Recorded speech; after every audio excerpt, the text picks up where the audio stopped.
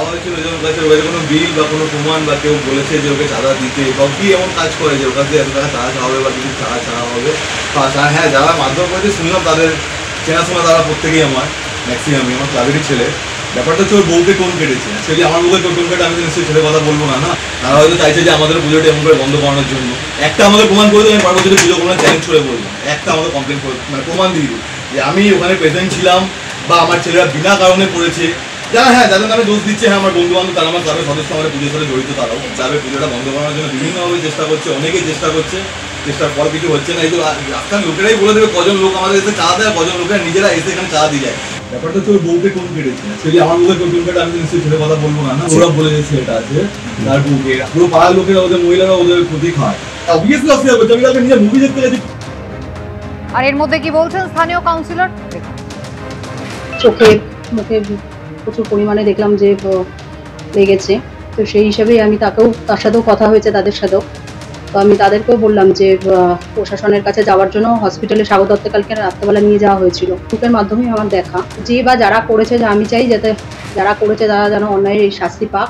আর প্রশাসনের মতো নিশ্চয়ই ব্যবস্থা নিচ্ছে। আমার কাছে এরকম কোনো খবর নেই, কারণ নাম আমি জানি না, না জেনে কারোর সম্বন্ধে কোনো মন্তব্য আমি করবো না। মদ খাওয়ার প্রতিবাদ করায় ফের প্রতিবাদী আক্রান্ত এবং সেই ঘটনায় আটক করা হয়েছে মূল অভিযুক্তকে।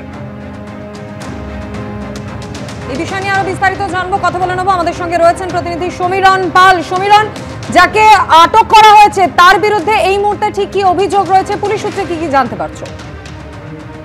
দেখো, তুমি যেমনটা বললে, জয়ন্ত সিং এর পর রোহিত সিং এর নাম সামনে আসে এবং গতকাল দিনভর বেলঘরিয়াতে এই বিষয় নিয়েই চর্চা হয়েছে। কারণ এই বেলঘরিয়াতে অর্থাৎ কামারহাটি পৌরসভার 25 নম্বর ওয়ার্ড, সেখানে গত পরশু রাত্রিবেলা এক যুবকের ওপর হামলা চালানো হয়। কেন হামলা চালানো হয়েছে? যে 25 নম্বর ওয়ার্ড বেলঘরিয়ার কলোনি বাজার এলাকা, সেখানে দীর্ঘদিন ধরে বহিরাগত বেশ কিছু যুবক দুষ্কৃতী তারা এখানে রাত্রের বেলা আনাগোনা করতো ঘন জনবসতিপূর্ণ এলাকায়, এবং সেখানকার পরিবেশ নষ্ট হচ্ছিল, কারণ এখানে মদ, গাঁজা, জুয়ার আড্ডা চলতো।